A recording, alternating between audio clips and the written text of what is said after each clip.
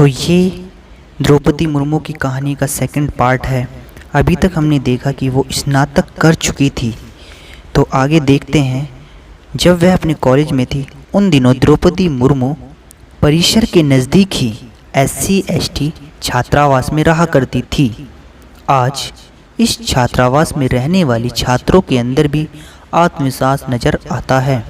द्रौपदी मुर्मू इन सभी के लिए एक आदर्श हैं, जो इन्हें आगे बढ़ने की प्रेरणा देती रही। स्नातक के बाद द्रौपदी मुर्मू ने उड़ीसा सरकार के सिंचाई विभाग के नौकरी की। जब उन्होंने स्नातक की थी उसके बाद उन्होंने सिंचाई विभाग में नौकरी की।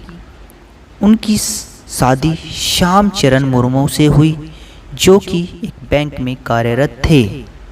उनके 2 बेटे एक बेटी हुई। परिवार की जिम्मेदारी आने से उन्हें नौकरी छोड़ दी। द्रौपदी मुर्मू के पति को 90 की दशक की शुरुआत में मयूरभंज में ही तैनाती मिली। यह द्रौपदी मुर्मू का गृह जनपद ही था। आज भी वह अपने भाई भाभी के साथ इसी घर में रहती हैं। यहीं पर उन्होंने पास के ही स्कूल में बिना तनख्वाह के पढ़ाना शुरू किया। द्रौपदी के अंदर समाज सेवा करने की ललक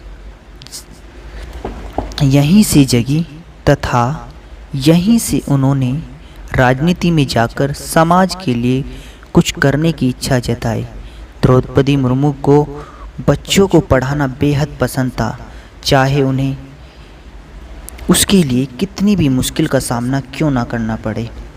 उनकी पढ़ाई की इस लगन को देखकर वो चर्चा में थी, सबकी नज़रों में रहती थी। बात सन 1997 की है, जब शहर में नगर पंचायत का चुनाव करीब था।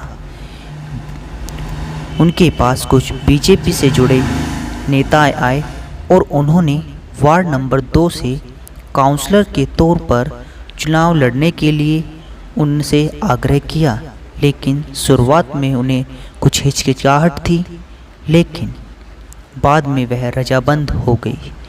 चुनाव जीतने के बाद उन्हें रायंगपुर नगर पंचायत का अध्यक्ष बनाया गया।